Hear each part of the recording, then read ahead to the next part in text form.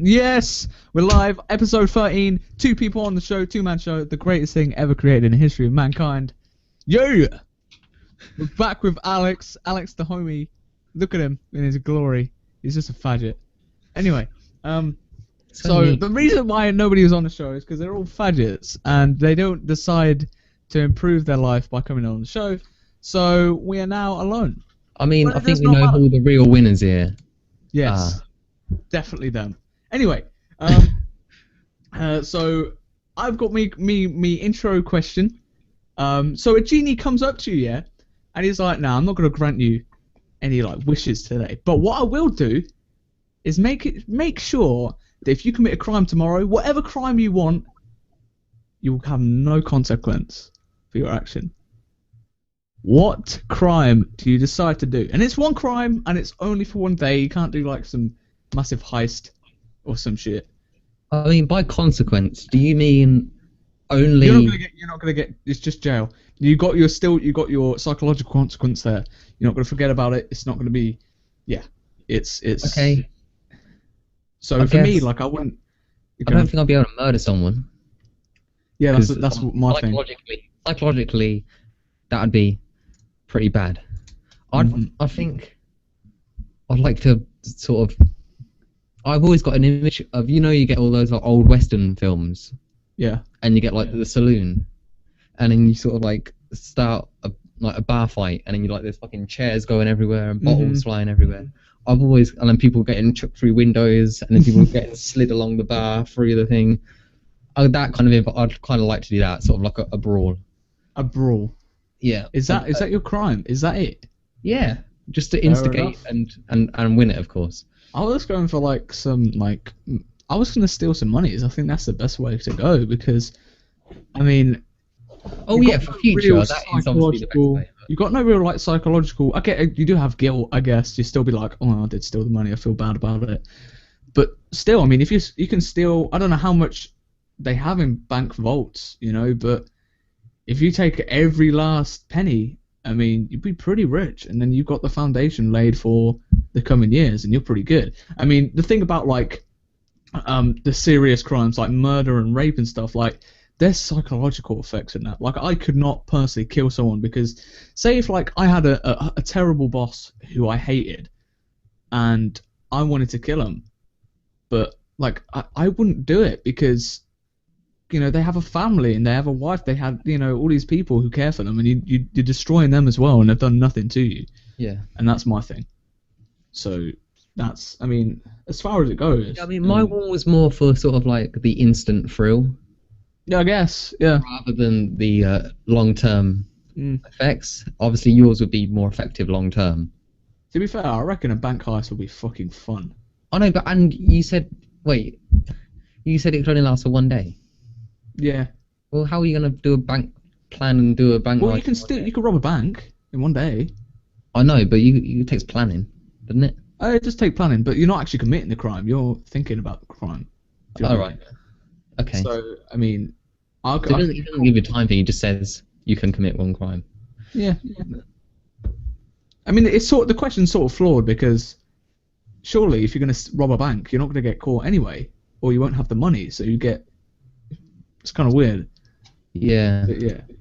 Anyway, switching up the old topic, what do you think of Vines? I'm not sure. I mean, only a few of them make me laugh, really. I mean, it's good in the way that it allows people to be innovative in that it's only like a 7-second video, so it's like a new way of sort of like getting to the punchline really quickly, and therefore it's just like an instant laugh thing. I think it's not a bad thing. I think it's a good thing, but it seems to be like it kind of annoys me because it's everywhere now. It's on Twitter and on Facebook, and you can't get anywhere without seeing like a 7-second Vine. And obviously you get like the people copying people, and there's always going to be this case with like people being unoriginal and stuff like that. But you get that with anything, I guess. Yeah. Carry on. Sorry. No, I'm just going to say that you told me that you don't like them. I genuinely hate them. Like, it gets to the point where they get regurgitated so much that I'm seeing the same Vine like 10 times in a day, and it like, and I don't watch it, of course, because I'm not that stupid. But I watched it the first time, and I'm like, okay, that was all right. I've got no issue. But then it comes like on my timeline like 2,000 times, and I'm just like, I don't want to see it. I really don't. And that's not the issue I have. The issue is I feel that this is going to seem really snobby, but I'm a YouTuber, so my effort in videos is far greater than a lot of these Vine people, and they get a lot of recognition for it, and I get like, you know, not too much, and I feel like I put a lot more effort in, and being as YouTube is way more saturated, and it requires for me more talent to get, you know, seen. I almost see it as like an unjust way to get yourself out there, and I guess I you know, that's my issue. But there are talented people in there. I've seen an ultimate frisbee guy throw frisbees really far, and I was pretty impressed. But the thing about those Vines is that they're the novelty wears off after a minute. Like, you watch it and you're like, yeah, that was cool, I don't want to watch it again, and then it just gets regurgitated, and that's, for me, I don't find that to be great. But I mean, a lot of people like it, I guess, and you can't really fault it that much. I mean, it's become a massive thing now. It's been spread, like, it's like, because it's not been around long, and yet it's everywhere. So perhaps whoever like came up with it, but yeah, it's just, haven't you watched one where it has genuinely like made you laugh like properly? Once or twice there has been some pretty funny ones, and that's once or twice, and I've seen hundreds. Yeah. And I guess the best part about Vines is that you can watch so many in such a short period of time, and it gives you this range of like these different comedy like shorts, and you can go and watch 10. But if you like one out of those 10, I guess it's sort of time well spent in a way, because a YouTube video could only make you laugh twice, and it's 5 minutes long. And it gives like a way of sort of animating a joke, because you know you get like, especially with Twitter, because obviously you only got the 140 characters. You got the awkward moment when, or something like along those lines. Yeah. And then it's funny to read, but then when you've got that caption and then a video to go along with it, then it just adds to the whole effect of it. The thing that, go on. I was just going to say about one thing that annoys me about the Vines is not the Vine itself, it's the comments that go along with it. This is mainly a Facebook thing. Is that right? It's because, like, why is Brazil? What's wrong? On every fucking Vine, it's like, oh yeah, we're from Brazil or something. Oh yeah, like, I'm like, I don't care if you're Argentinian. Like, and another thing I don't get about Vines, right, is that. Is that Mama Hobbs? Yeah, she's waving. Hello, Mum.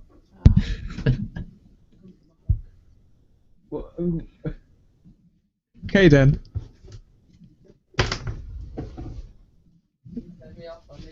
We're going to take a short intermission. While we're gone, and you can see Josh hugging his mum there, I'd just like to remind you all that Super Squid 96 is a very hard-working YouTuber. Although his videos may be really, really awful. It's like a two-man show as it is. We got Mum. Hello. Yes. Yes, Mum said hello. Enjoy your. He can't hear me. He can hear, because yeah. Anyway. Yes, he did. Jesus Christ. Yes. Bye.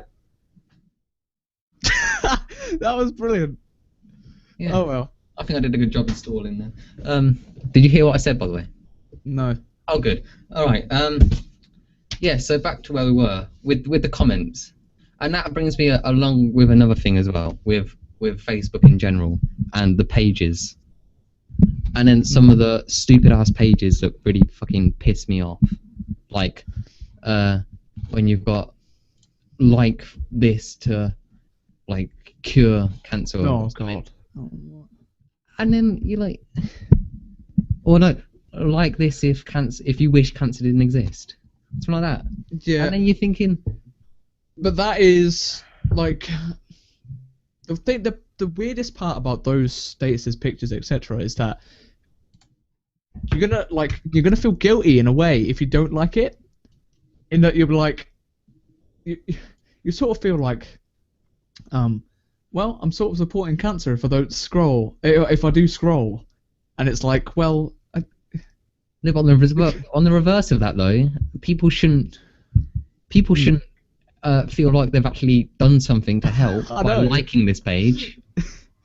yeah, like I donated like 6K to charity, and you know you can go. Wait, and Josh, like a status. Josh. I liked a page on Facebook the other day that basically means that I'm better than you because that'll last forever, whereas your 6K will be used up pretty quickly. Beautiful. I just those pages, man. And another thing that gets me is the polar opposite to that. Have you seen any of these sick sort of joke humor pages? Have you seen any of those? What, like stuff like Wikipedia and like that? Yeah, but there's been worse than that. I don't really pay too much attention. For some reason I thought I was all cool and I was like really terrible, and I used to like laughing at people. So I'd like one of these pages, and it was like really bad, like offending like army soldiers and stuff like that. And honestly, I never understood how that is at all funny. Like I don't like, is controversial humor really, like, sometimes it's hilarious, but a lot of the times like it's just a dig at something, and it's like, how is that possibly funny? That's why people love it. It's because of the reaction that they get. That's why people do it. That's the only reason why people do it. That is true. And that's the reason why it's successful as well. People want to see someone make a controversial joke just for the reaction that they'll get. But that's why you get haters and trolls and that commenting shit. Of course, yeah, no, I get that part. I get the whole point of the admin and several people seeing the reactions funny. It's just the people who stay on there that I don't get. You know, like the people who hate it but they still stay there. Yeah. With those pages, and I'm just like, just shoot yourself. But back to the whole Vine thing. Another thing I've found with Vines is that I genuinely think people try too hard. Like, when you see people who are naturally not like an entertainer. I mean, when I first started YouTube, I mean, I'm not saying I'm a natural entertainer, but don't think anyone what I can do is I can sit behind a microphone and talk shit. That's what I can do. Anyway, but before I was like a little kid trying to do stuff way out of my depth, and you still see that, and you see that on Vines, and they're not funny. They're not funny because their awkwardness makes it really, really bad, and it's just I can't cope with some of them, and it just irritates me. Yeah, I mean, you can't deny that some of them are clever though. Oh yeah, of course. There are some of the genius. I mean, because the best part of the 7 seconds is because you obviously, like you mentioned before, you have to make it really concise and you need to make it quick. And some of them are absolutely brilliant. The way they can I mean, some of them, like, you can't believe it's in 7 seconds in a way because they like tell like a short story in that time. Mm-hmm. Like they have like a plot and then the joke. It just gives a whole new way for people to it's not completely new, I guess, but it is a new like platform, I guess, for people to be funny. Yeah. And that's the only reason it's used as well, which I think, because I don't know any serious Vines, are there? Not to my knowledge. Where because with YouTube and people like that you get like 5 minute, say average 5-minute video, and then you may get like funny YouTubers, and then you get like serious ones who talk about things. And then most people they don't wanna come home from like a stressful day and look at someone complain about something. They want to have like a short laugh, and Vine's a good way of doing that. And I mean, okay, I'm like this is I'm so out of my depth because for me the difference we're in between like Viners and YouTubers are that you have more of a connection with YouTubers, in my opinion. Obviously, because you pay attention to them more, I presume, for longer time periods. Yeah. But what Viners, because it has to be, like I said, so concise.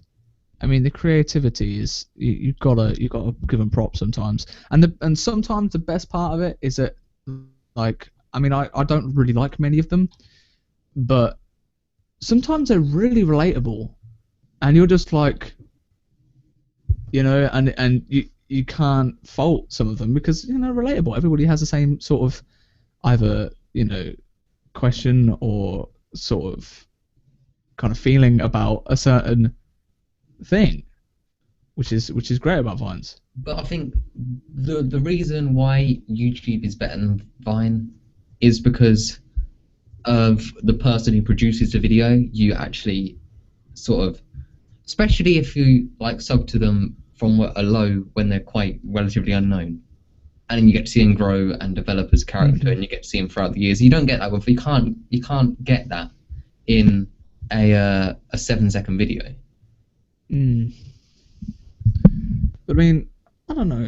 It would be strange to see where Vine is in another 6 months. I reckon it will still be about, but I wonder, like, whether or not there'll be any major changes to the way that it is, because, like, for me, they've already got old. Like, Vines have already kind of worn out, because I don't really find them to be. Like, it's very rare for me to sit there and find a really funny Vine now, and I just, like, I mean, it's I guess one of those things, I guess. Yeah, well, you get like these internet phases, don't you? Like I remember when I first started going on Facebook, and then the whole thing to do was like you get to like about 20 billion pages every day, because like the line was like, oh, pissing on the side of the toilet to make it be quieter, or something along those lines. Oh yeah, I do that. Like, and then 5 years down the line, and you're getting posts from these pages, you're like, and you're like, who? What? There's one of them. It's like wearing my Batman suit because the riots that come into to my town or something like that. When the riots were happening, like 3 or 4 years ago, and I see that still, and I still like the page because it's decent. But yeah. Anyway, switching up the topic, how do you feel about like smokers? Like, what is your opinion on people who smoke? Do you think that, like, over a certain age, if you've been smoking for such a long time, do you think it's okay at that point? Or, like, when you walk past someone down the street, do you have a specific opinion about that person who's smoking? My opinion on smoking is pretty much the same as my opinion with almost anything, is that you can do whatever the hell you want as long as it doesn't affect me. Yeah. If it, like, in that way that I don't care if you smoke. That's completely 100%. I'm not going to try and stop you or start you from smoking. But if you're breathing it into my face, then that's only when I've got a problem in it. That's when I'm like, hold up, get that smoke out of my face, because I don't like, because I know everybody knows the effects of smoking. If you don't, you're retarded. And you can go and be stupid and smoke. You can go and buy lung cancer if you want, but don't you dare blow that into my face. Yeah, I got really angry because I was in town, a beautiful place that is, and there was a woman outside, and she was smoking, and she had a fucking pram next to her with a baby in it. Oh my god, that's literally next to her as she was doing it. And that's the thing. That baby, he doesn't deserve that. Yeah, there's no way it can I'll tell you this, like, with more and more, like, so in economics we were studying about how the ban on smoking has led to people not going to pubs anymore because they can't smoke in pubs, because they're like, hold up, I can smoke at home and drink, why don't I stay at home? And what that leads to is more people obviously smoking in the house, and therefore their kids inhale the smoke. And I feel like, because my parents used to be smokers and they quit, like, I feel like, those people need a serious talking to about, like, their children and how that smoke that can really, really hurt them, man. Like, it can get bad.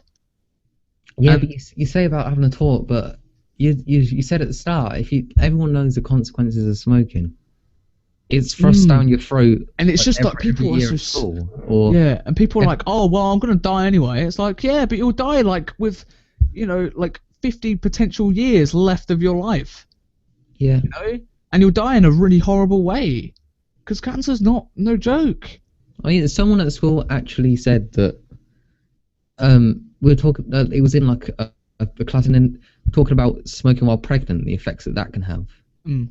And someone put their hand up and went, "Oh yeah, actually, smoking while you're pregnant doesn't affect the baby at all."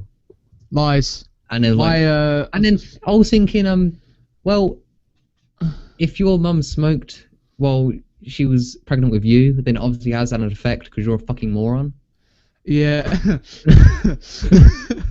Oh, it's probably true. But no, with my auntie, my little cousin had to have like a lot of attention because she had bad eczema, like really bad, to the point where, I mean, one of my auntie's friends, her child, who was a little bit younger than my little cousin, had to have bandages on his arms because it was that bad. Is that a direct result of smoking?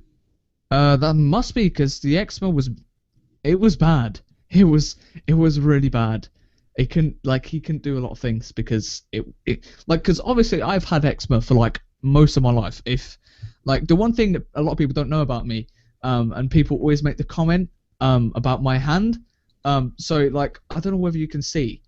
You won't be able to see, right? But my right hand it looks inflamed inflamed a lot of the time. Especially when it comes to like when it's changing of seasons. So when it starts to get warmer in the UK again, I'm gonna get a lot of eczema on my hand, and when it gets to the winter, I get a lot of eczema, and it gets really inflamed, and it looks like I've been in a swimming pool for 5,000 years, and my hand is just really bad and wrinkly and terrible, and that's because of eczema. That's bad, and I hate it.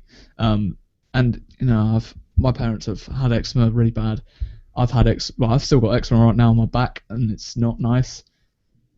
But yeah, I mean, it's not just that as well. I mean, it's just the general people who are stubborn and are stupid, because they'll still smoke. And I'm just like, why? There's no, what is the incentive? Well, it's psychological, isn't it? It's like, oh, it helps soothe me. Bullshit. If you didn't smoke in the first place, you'd be absolutely fine. Yeah. And that's just my opinion, but god damn, some of these people are stupid. Absolutely stupid.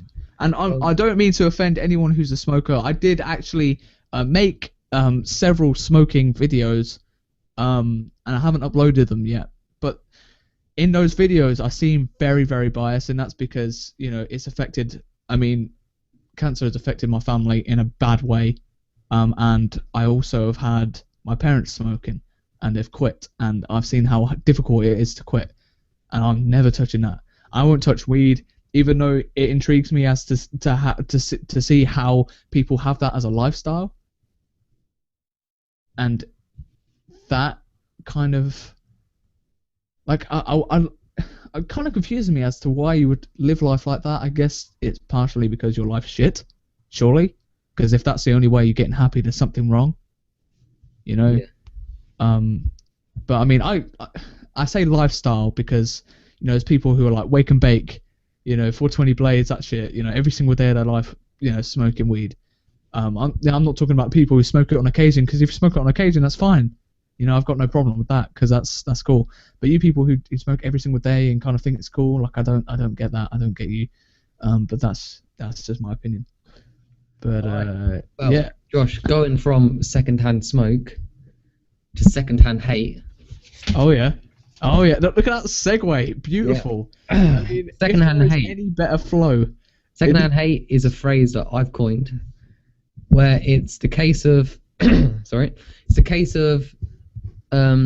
it's when a new person comes into a friendship group and is welcomed with open arms and is trying to get involved and trying to fit in with the new group, and he hears them going, oh fucking this person, and they're all the group doing about 10 people, oh this person's a dickhead or whatever. And often it's for no real good reason, really. Sometimes it's legitimate, but anyway.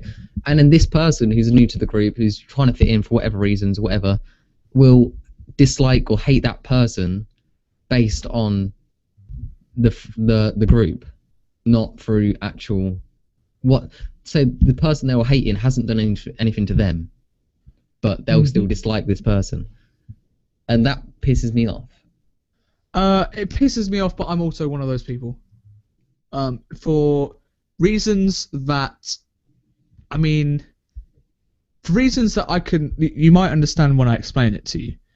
I'm not going to mention names, but there is a person that I would. There's not many people that I would like to hit really hard in the face, but they're one of those people because of what my mate's been going through over the past couple of weeks. And he's really in denial. He's sort of one of those people who's sort of like, he won't say how he's feeling necessarily, but I can tell. All right, and this person I genuinely dislike. Like, I genuinely don't like, and she's done nothing to me, absolutely nothing to me at all. Never said anything horrible to me, but has affected my friend, and I'm close with my friend, so I'm saying, hey, this is fucking wrong. I'm not talking about, because I know what you're talking about, but I'm not talking about that. Because that person has affected your, I'd say, best mate, yeah? Mm-hmm. Best mate, and obviously you feel sort of protective over him, and therefore you're gonna dislike this person for causing him so much grief. I'm not talking about that. I'm talking about just like the bitchiness of it. Oh, right, like yeah, I get what you're saying there, actually. Well, there's no real reason. I think I'm a victim. I think I'm a victim. I think there's just it's almost as if they're bored, and the way they're trying to like fill the space is just by hating on this person, and it makes me annoyed how it's often a big group and it's only sort of one person, and in that one person, because you get these dickheads who enter the group and then dislike this person just because of the rest of the group, then it mounts up and it pretty soon snowballs into that one person feeling as if they've got no one. Yes, I agree, actually, a lot. Not to the point. I mean, I think I'm pretty sure I am a recipient of this secondhand hate. Not in a way that they're in my face about it, but I know who hates me. I know exactly who hates me. I don't know whether I mentioned it. I think I did mention it on the show before. But there is a whole table in my form group who actually don't like me. And it's not that they don't like me. I've heard that they hate me, according to Alex. Well, and it got to the point where I have not spoken to any of these people ever. Like, not once have I gone up to them and said, "Oi, knobhead, you alright? Shut your fat face." I've never gone up to them and said that ever. That is something I would say, okay? But I've never said it to them. I can tell you now that I've actually, because it's a group of about like 7 or 8 people, and I've gone up to a couple of these people because they've actually come up to me and they've actually said, "Why are you friends with him? How can you hang around with this person?" And then I'm like, "Oh, why do you dislike him?" And every answer has been, "He seems like." So there's no actual. He just seems a bit. You know what I mean? Yeah. It's but all I can say is suck a dick. I mean, they are right because you are a dickhead. But, yeah, I am a knob. I'm an absolute twat. But you have to get to know you to know how much of a dickhead you really are. I guess I'm not that bad sometimes. Well, nah, all I can say to people like that, right? And if anybody here watching this stupid show is thinking like, "Oh, I know people who hate me," just tell them, right? There's 3 simple things: suck a dick, and suck a dick. That's it. No one actually. You shouldn't care. No one cares. The only reason why I care a little bit is because I want to know exactly why. That's all I care about. I did that, didn't I? I went up to one of them and went, "Why?" And then once I confronted them about it, they're actually like, "Now, oh no, he's a good guy. He's whatever. I'm okay with him. He's fine." I'm like, hold on a minute. You just asked me how I could associate myself with this person half an hour ago, and now once I've told you to go up to him and tell you exactly why you have a problem with him, he's like, "Oh no, he's fine. He's a good guy." And honestly, like, if you get to know me, I am one of the worst people you could possibly meet if I can poke fun at you, because I will not dig in. You are relentless. I am relentless. I will go for it for hours and hours. I mean, most normal, like, people will especially in a group of guys, I feel they'll take the piss, and then once they see that person getting genuinely upset, they'll go, all right, It's done. It's done at that But point. you are different. I'm You see this sorry. person getting genuinely upset, and instead of going, "Oh, I'm sorry," you see it as an opportunity. You're like a fucking shark that smelt blood, and you're like, "Oh, this really gets him. This really gets him annoyed." So I'm gonna go up to this person more, and every chance I get, I'm just gonna poke the scab. Just gonna weave my little finger in there. I'm just give it a gonna little twist. slowly grind some salt slowly into those wounds. Yeah. They're gonna know. It's funny because I know exactly one of those moments. Yeah. So we went to this science museum in London, right? And my homie Faye, my homie, all right, is my man. I really like Faye. I'm being serious. I like Faye. He's a good Yeah, guy. but his only downfall is that he's really easy. Seriously. He takes it. Yeah, that is the only thing. But because he takes it so seriously, you go like, yeah. He doesn't like Anyway, insult him. so- I'm gonna insult him a bit more. One of the traits that sometimes so this is what used to happen, right? He used to come down and play football at the AstroTurf, which if you don't know is just like a football pitch, and we'd play football, and he would sometimes opt to go in goal. That's what he would do, and that was what he liked doing for some weird reason. He would want to go in goal, and I don't know how it comes to this, but I'm pretty sure I said something like, "Faye, why are you even here?" Right? I'm like, "Oh yeah, we need someone to be in goal." And after I said, "Why are you even here?" he kind of took it seriously, and he got upset. And I was just like, "Oh wait, no, Faye, we need you to be in goal." And he just walked off. I've never seen him waddle. The first bit was after that. Well, you can see he was sad, and then I thought he went, "Oh no, Faye," and I thought, what, he's gonna apologise? He went, Faye, we don't even value you that much. And then he was shitting goal. I was like, really? And he did. He just like put his head down and walked off, and I felt genuinely bad for him. And I think I said, "Yeah, Faye, waddle away," because he has I don't know. I mean, he hasn't got a funny walk, but the way he was walking, I mean, it was comedic.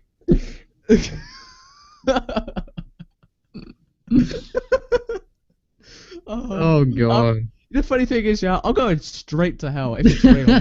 I'm going straight there. I'm not even gonna get judged. They'd be like, "Nope, go," and I'm just done. I'm gone at that point.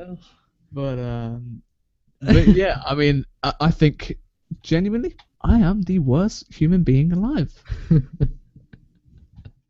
That is genuinely me. All right, I think it's about that time where you've done enough pain causing, and it's time to help some people. So it's time for I Do Give a Fuck, my prize segment, where if for you new viewers out there, is where I give 3 sort of questions that I found on the internet or people have sent to me where they need advice on a certain subject, and we offer to give them that with 100% sincerity. Alright, number 1. My mother doesn't trust me. I'm 17 and my mum can't seem to let me out of the house without calling me every hour. How do I get her to trust me more? I think there's only one way to do this, and this is murder. I think it's got to the point where, I mean, do you have that problem? I sort of I remember when I was younger, I used to be one of those kids who used to lie. Like, I would lie about there would be no need to lie. Like, there would be genuinely no need. I could have done something right. I could have got like an A star in maths. I'd be like, "Mum, I got a B." All right, and that would just be me. I would do it.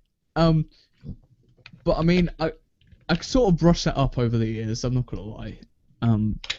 Not 100%, because I know if I've done something wrong, I'm like, yeah, I don't want to say it straight away because I'm probably gonna die. But I'll probably die anyway because I'm gonna find out. But I never think that. Yeah.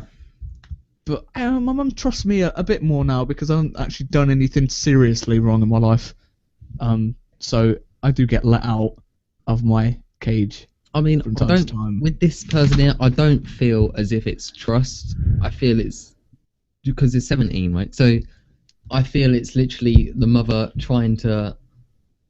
It's more protectiveness than lack of trust. Yeah, maybe. Because last weekend I went to visit my brother at his uni, which is in Warwick, which is like a 40-minute train ride away from where I live, and it's one of the first times I've got a train or would have got a train on my own.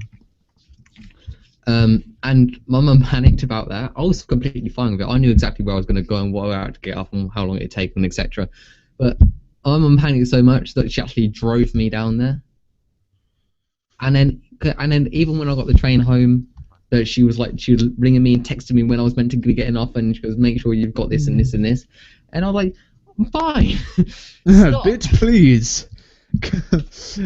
Yeah, I think I'm fine. Like I have to get myself to and from work when it's late. And I don't really live in the nicest area in the world. And my mum, like, if I'm walking home, like, it's fine. Like, my mum doesn't really have a problem with that. Initially, yeah, but nah, not anymore, because I think I can handle myself. Because no one's actually about. That's one of the things that my mum didn't realize initially. But I think. I mean, because I know I don't walk when home you were very often. younger. When you were younger, I know that you used to get home and your parents would be at work or whatever, wouldn't they? They wouldn't be in the house. So I think with you, they know that you can sort of take care of yourself. That to an extent where you wouldn't, if you were on your own, then they'd know that you'd be okay without them there all the time. Whereas if, like, this kid, I'm assuming, isn't like that, and therefore the mum's just trying to, and this kid's 17, so it's just getting into sort of like proper adulthood, isn't he? Yeah. So at this point, like, I wonder about whether or not it's actually a matter of. I mean, if they live in the projects, I can understand.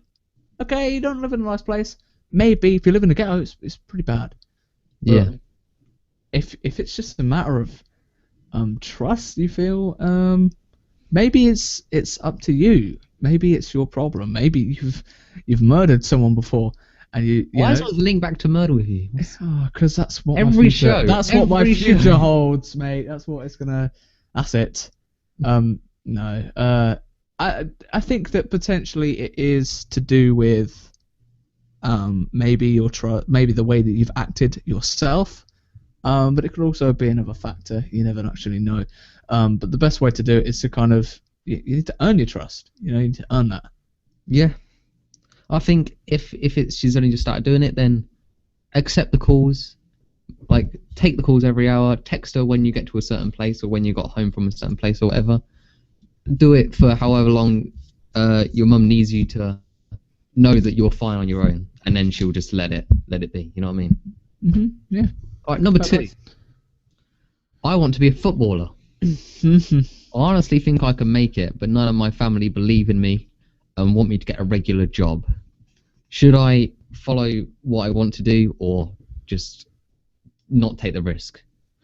There was a very similar question last week. I don't know whether you watched the show, Alex, but it was one about it was very similar.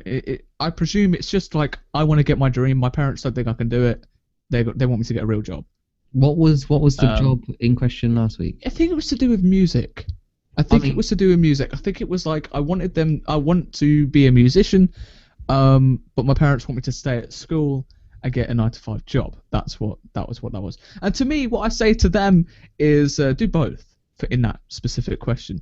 But you're saying more so that the parents don't believe in them and want them to get. Believe it. Yeah, well, that's what they've wrote. But I think obviously the family's just looking for reliability and making sure that this kid doesn't waste his future on going for to be a footballer and not making it and therefore having nothing. Well, it does depend on the person, because if it's me saying I want to be a footballer, there's pretty much no chance of that happening. But if it's somebody who's got genuine talent, prove it. Prove that you can. Take your chance. Take that Because leap. With music, you don't have to be winning a Brit Award or Grammy to be making money. Mm-hmm. You can be relatively unknown and still make a living. Whereas a footballer, I know it's like perceived in all the papers that people are getting millions and millions and hundreds of thousands, whatever, but you don't get that if you're not at a relatively big club. No, you get paid. You get paid reasonable, but the issue with footballers, that especially if you're like a League Two footballer, if you play for Southend, for example, you know, that will be your profession. You will live off of that, but you've got to retire at 35. Yeah. What do you do after retirement? That's the question. Because at that point, do you become a manager? Well, no, Yeah, probably not, especially at a because club you're a at League Two. At a club at Southend, you're not going to be set for life. Yeah, exactly. I mean, with footballers, I guess part of the reason why they get paid a lot is because, I mean, what are they going to do afterwards? I'm pretty sure Wayne Rooney can't be a manager because he's dumb as hell. But with a lot of the lower leagues, you're going to get paid sort of. You're going to live on your wage. Like you're going to live week by week, I presume, depending on how much you get paid. But I mean, yeah, you're definitely not set for life, and it does depend on the caliber of football player you are. If you are brilliant, if you think you're brilliant, you have got to prove it. You know, you can't just say I want to be something. You know, it's like in me saying I want to be a massive YouTuber and I've got no channel. Like that means nothing, because I can dream all I want, you know, and dreaming big's a good thing. You know, if you don't dream big, you're not going to succeed in anything you do, because you're going to dream, you know, things that... Yeah, no one dreams of working behind a desk. Yeah, like you just don't. No 6-year-old has ever gone, when I grow up, I want to be answering phones. And I think that sometimes you've got to make it happen. Like you've got to, like with my YouTube videos recently, I kind of sat down and I thought, how can I improve my videos? And the last 2 videos have got a pretty overwhelming response as of late. And that's because I have sat down and I thought, how can I improve it? Oh wait, I know exactly how I can do it. And I've changed up the whole look. I changed up the feel of my videos. It seems more so of an enjoyable place to go, I feel, when I make it. And that's paid dividends incredibly. So you need to make shit happen. If you don't, you're gonna look like you're gonna be somebody who doesn't get anywhere. And in terms of getting a 9-to-5 job, the problem with getting a 9-to-5 job is that there's always that kind of feeling that what could I have been? I feel, at least. Yeah. I mean, a problem with doing this is, what I'm afraid of, right, is if I have a job in my head that I think is the perfect job for me, or it's basically my hobby that I turn into a job, which is obviously be the perfect scenario for many people. But what I'd hate to happen is for my hobby to become a job, and therefore something that I don't want to do. I mean, a hobby is something that you use to get away from your job, get away from your responsibility and take some time out. Whereas if you were stuck around that 24/7, then it stops being a hobby. So what you're saying is... You have to do. It's compulsory, therefore you start to... So what you're saying is you would rather have... If you're not a great footballer, I guess, you'd rather... You do on a Sunday league. Play on Sunday, or play after work, like the lads that come down at the Astro. So if you don't know, I did mention before that I work at an AstroTurf, and what that basically entails is me sitting on my ass pressing a button.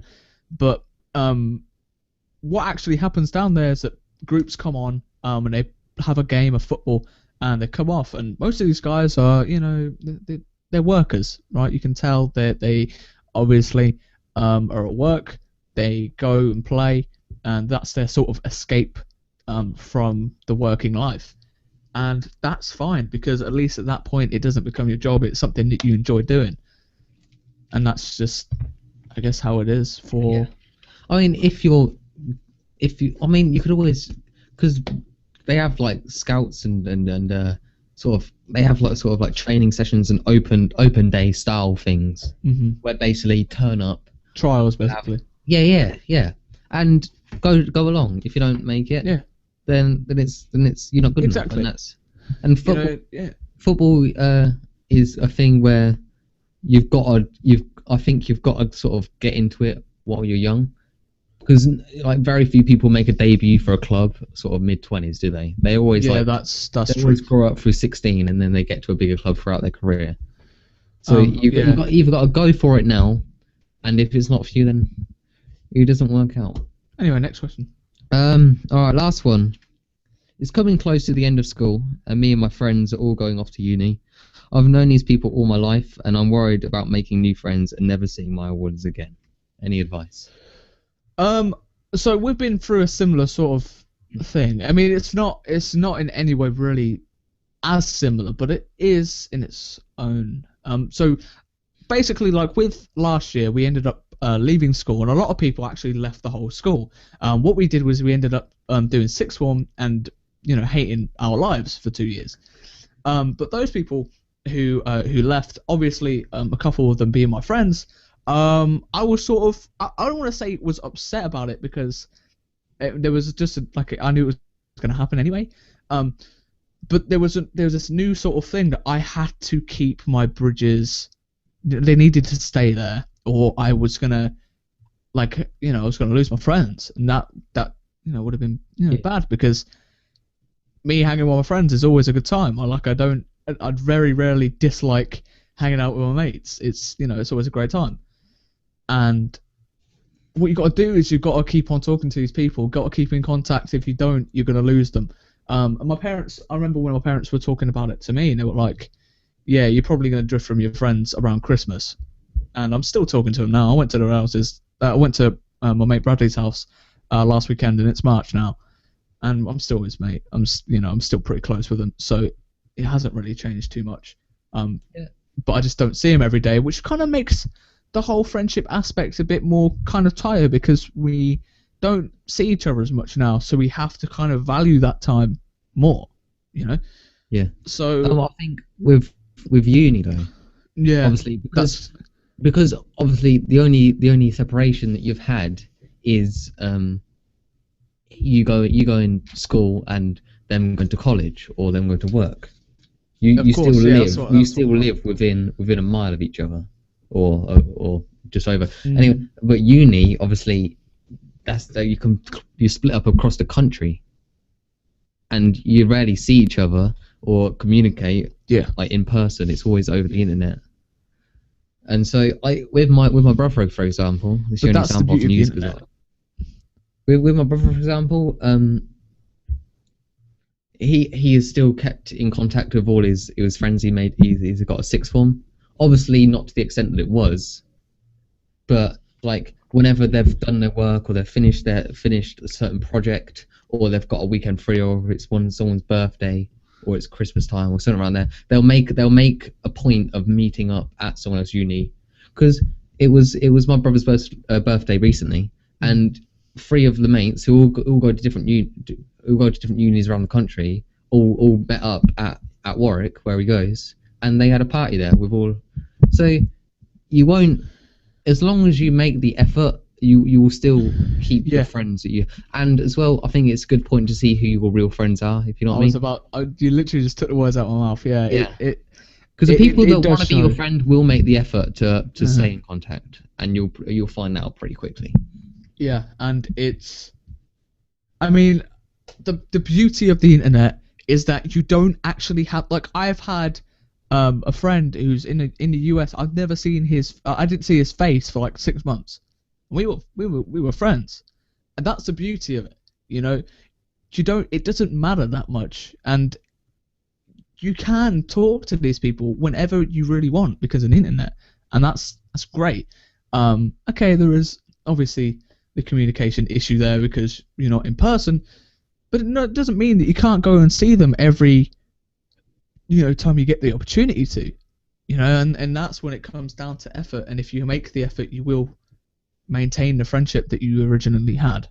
So that's my advice. In terms of making new friends, I mean, so uni, you usually get you'll get a community kitchen in your thing. You'll have like 10 or 12 people. I think it depends. But at least my brother, anyways, he had I think 11 people for his community kitchen, and they're basically the people you live with. And then after 1 year, the uni stops your accommodation, and you've got to find a house, and you'll find a house with a section, at least, of the people that you live with at that time. So they basically essentially become your family at that point. Mm. Because you go home and they're there. You haven't got your parents there, or your siblings, or aunts and uncles, or your best mates that you had at sixth form or college, or whatever. But they are there, and I think it'll be a lot easier than you think, because obviously it is scary to having to live with these people and never met them before. That's a massive deal. You can't hide that. But everyone's in the same boat. And that's the thing. That is definitely part. Like that, I remember when I think with when I moved into year 7, obviously with everyone else, I was in sort of the minority in that my school only had like 3 or 4 people who came to our big school. So if you don't know how it works in the UK, effectively, you have like what? How many schools are there? About 6, 7? Yeah, about seven or 8 schools maybe. Within an area that all kind of you get to choose what secondary school you go to.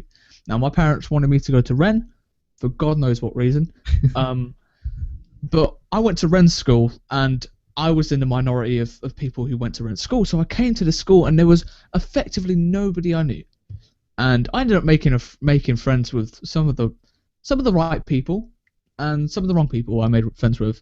Not in that they were drug addicts or murderers, but in that they were just the type of people that, like, now thinking about it, makes me feel like, why did I waste my time with those people? Yeah. And the one thing that I was kind of saying through my head was that it was sort of like I was in the same boat with these people, but I wasn't in a way. But with uni, you are, because I mean, I presume it's incredibly rare for more than one person to, like, from the sixth form to go to the same uni. I mean, not necessarily the same uni, but certainly the same kitchen or house. Oh yeah, of course. Oh, that's incredibly rare. Surely. You may be on the same campus, but if you're doing a separate course, then they're very, very hard. Because again, that happened with my brother. Another person went who he wasn't like amazing friends with, but he knew the kid, and he met up with 1 or 2 times because that's he thought he had to. But after that, yeah, it was hard to see him because obviously you're buried with work.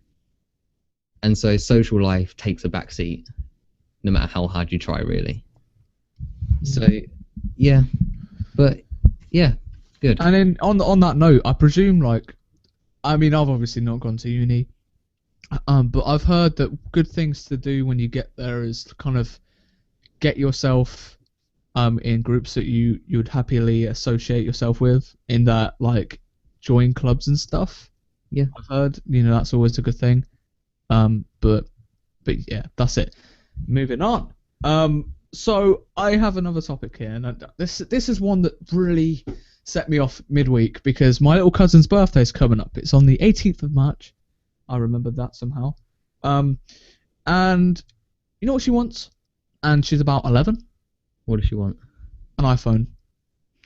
And you know what? That surging feeling of murderous rage came through. You know when you're just like, oh, she wants an iPhone, like, because we have like 2,000 iPhones in this house, because obviously my dad gets a work phone, and he had an iPhone as well as a work iPhone as well, so we had like 2 iPhones at the same time. So now we've got like 2 or 3 handsets of iPhone that we don't necessarily need, so we use them as radios, believe it or not. And I really felt like picking up the iPhone 4S that we have as a radio and just throwing it on the ground, like dashing it at the ground, because my little cousin wants one, and I'm just sort of like, come on, like, I got a bloody, what did I get when I got a bike. That was what I got when I was 11. That was a pretty common gift. My phone was like it was like a £20 phone, £40 phone. Yeah.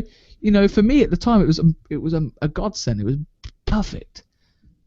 But that was because I was young, and God, I don't know whether I'll get it. Hold up.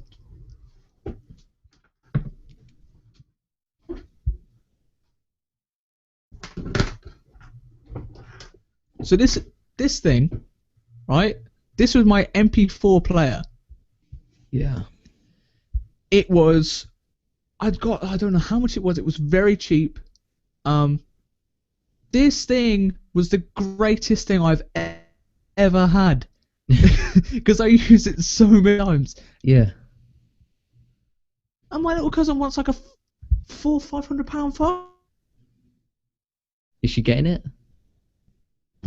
And I'm just like, what? And you know, my mum said that she's not going to pay for it. Of course, like I ain't having like if that happened, yeah, I want 6 because I'm not having that. I think that's something that you worry about asking your parents for, let alone your indirect family. I remember like I was talking. I remember when I got my so in my phone, I have a S4 Mini, right? And I chose this phone because I knew that it wasn't top of the range, but it was a pretty goddamn good phone. And the reason why I was sort of like to my parents, look, I'll pay every month. I just want you to pay for that, like that. I think it was £89 handset price, like to kick off the contract, and then the rest of it would be £20 a month. I was like, Mum, I'll pay £20 a month, and I'm not in the right position to say about spoiled kids because when I was 16 I got £1,000 for God only knows. But really, it was because because of the holiday that year. I did go to New York, and the reason, I mean, I would usually go on holiday anyway, so it kind of cancels out, if you know what I mean. Yeah. So, I mean, that's my defense. It's still £1,000. Still £1,000. It's still £1,000. But like, I wasn't getting that when I was 11. No. I wasn't getting that when I was 11 years old at all. Like for me, like that's something like when I was 11, I didn't get crazy expensive stuff. Of course, I got expensive stuff because my parents were like that, and I did get quite a lot of stuff, but it wasn't to the extent like I would get. I think I got an Xbox, which is like the most crazy. No, I got a Wii when I was 11, I think, or something. I got something like that. And I was like over the top happy and stuff, but that was. But it's just the fact that when I was, even now, or I can't, throughout my life, if one of my relatives is relatively well off and like a birthday or Christmas is coming up, I would never ask them to get me something in particular that I know is expensive. If they want to get me it, I would be ecstatically grateful. But I'm not going to go up to them and go, yeah, just get me an iPhone. So this is what I did one time. My mum, she's really weird with her sisters. She's just really strange. Because I remember when my auntie, because every year my auntie tries to get her Christmas presents early, and especially this year because she was going to have a child. And what ended up happening was, the child got born really early. So I think that what happened was that she ended up buying the presents like in November maybe, and my mum was telling me, no, sorry, it was the year before. Sorry about that. It was the year before, and my mum was like, try and force every penny you can get out of her. So what I ended up getting with combined my parents' obviously birthday and Christmas, because I am born on Christmas Day, which sucks. Combined birthday and Christmas, I got my aunties to collectively buy me an Elgato game capture, which is £150, and that was a win. That was a win. But it better be a fucking win. If that was a loss, I'd be annoyed. Yeah, but I mean, I guess at that time it was a little bit different because my auntie would spoil me anyway because I was one of the few nephews that she had. Yeah. I think I was the only one at that point. So, yeah, she was like, "Oh, I've got to do this stuff," and then I was like, "Okay, then, get me everything."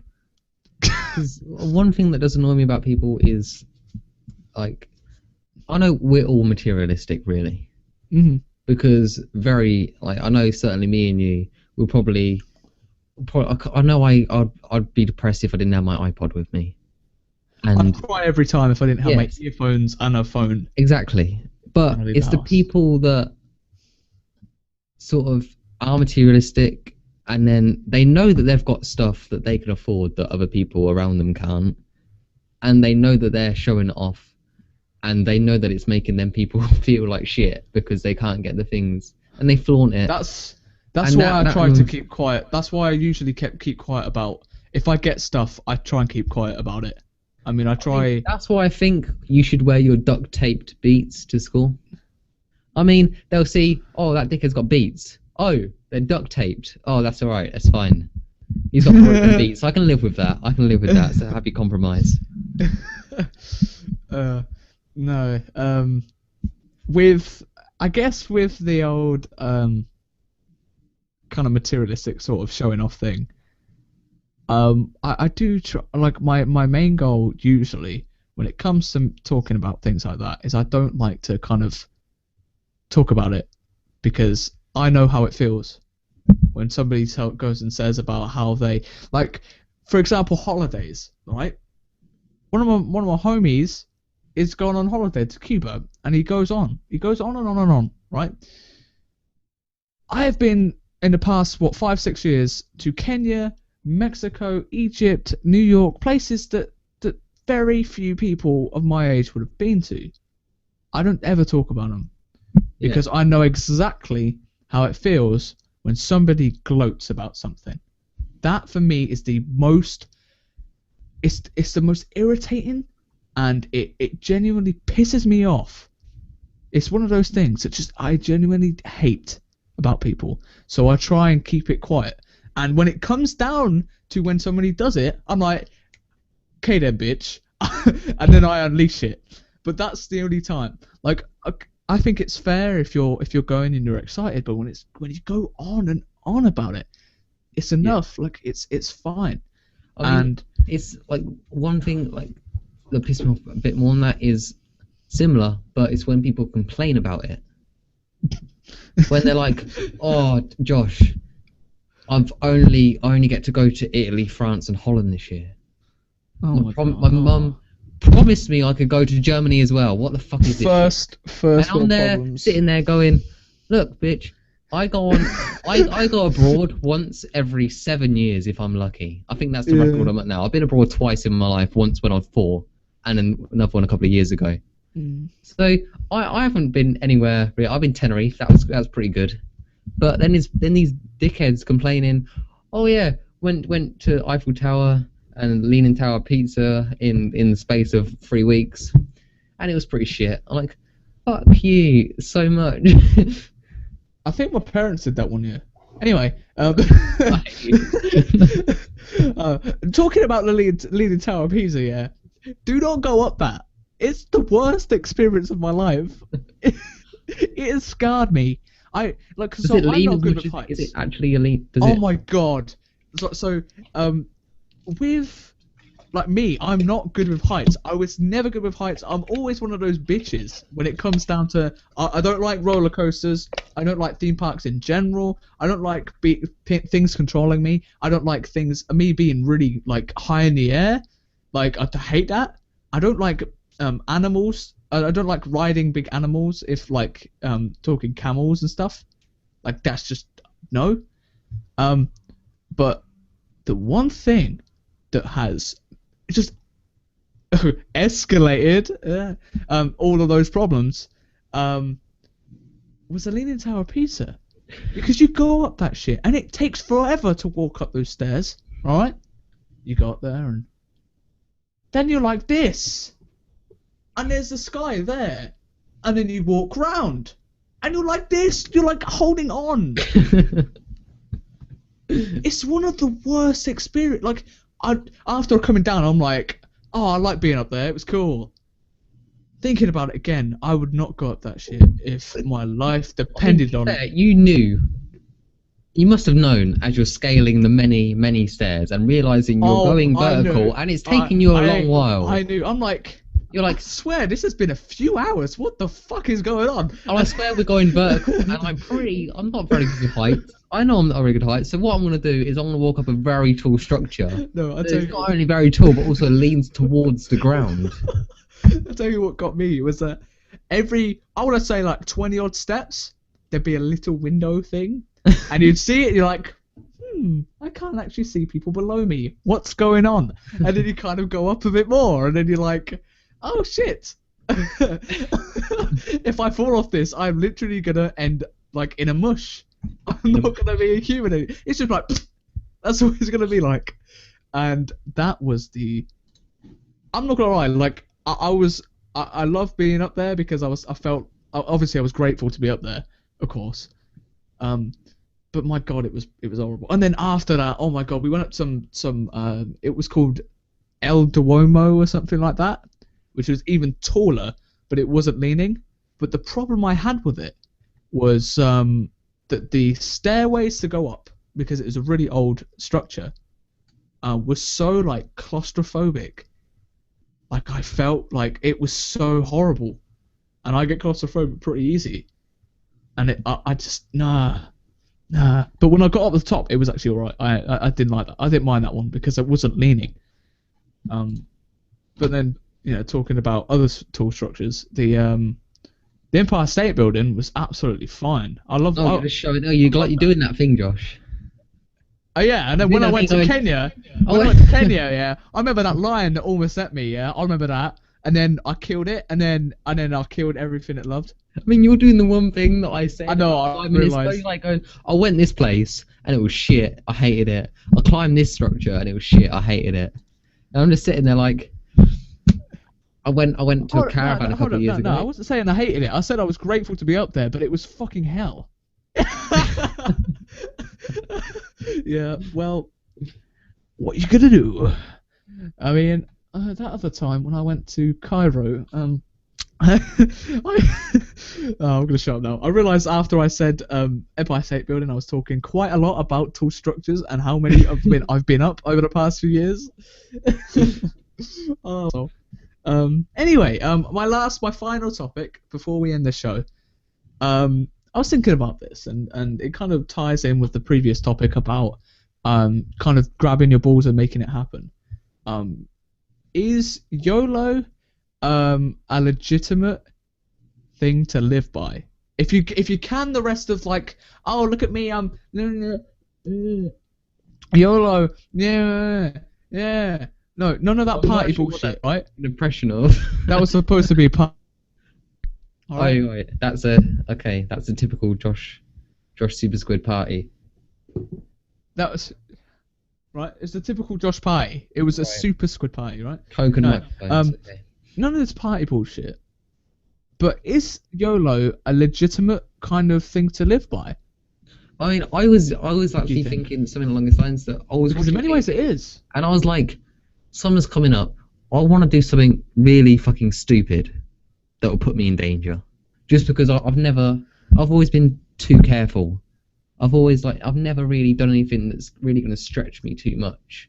I've always been cautious. And I want to do something really stupid. I'm going to the pool. I want to slap a lion on the ass or something. No, I want to try and ride a buffalo. No, I want to do something that's stupid, but just something that I can look back on in 20 years and go, holy shit, that was crazy, but at least I did it. Mhm. And I suppose in that aspect, yeah, I think the reason why YOLO as a thing is disliked is because of the people that say it. Yeah, that's true. And the people it's associated with. Because it is, of course, it's true. I mean, you do only live once, and for me, I think that, yeah, when it comes to dreams and when it comes to aspirations and when it comes to doing things in your life, I guess that YOLO, you only live once, is the best motive, because it's like, well, when am I ever going to do this again? And do you want to live a life of regret? No one wants to live a life of regret. So go and do it. That's kind of the motive, and I guess that makes a lot of sense. Yeah. I mean, if you're at our position, and then you know that you're not going to get to do this thing again. Like, I don't know, you're on holiday and you get offered a bungee jump, and you know that you're not going to get this opportunity to do again. I would do it. I think I would do it. Because I'm not too. I know you. Oh my god. Oh, fuck. He is actually. It's fuck. Fuck has You can't joined. see him, but you can hear him. I'm actually gonna eject him from the call. I hear him eating.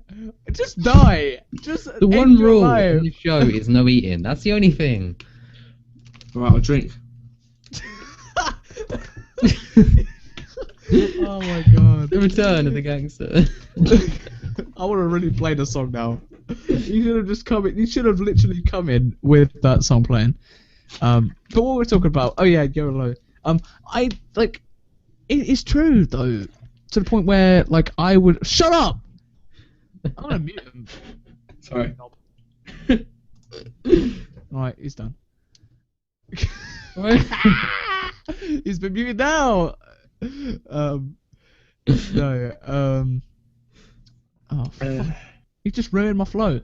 He ruined my flow. Sorry. You should be sorry. I'm crying every team. I mean, there is usually no need to be upset, but now there is a need to be upset. There is a need to be Because upset. fuck has joined the call. After about what? Undeniable. About 8 weeks? 9. Nine? Oh, you've been keeping count. That's something. Have you been watching the shows? Yeah. Bullshit. Million episodes. Sorry, don't let me kill the vibe here. I think that ship has sailed. I could tell with the amount of people here. I expected to come in on 20 people. It looks like someone's disconnected. Yeah, you come here, you turn up an hour and a half late, and then Yeah. you insult the level of guest that we have, even though we have no guest. I swear, I swear, The best guest we have shows that this is in dire need of some sort of drastic improvement.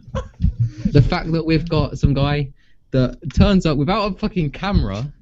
Yeah, that's in my drawer The somewhere. only reasonable contribution so far is that we're trying to guess what type of crisps you're eating. And Ah, I bet you any money they're dick flavoured.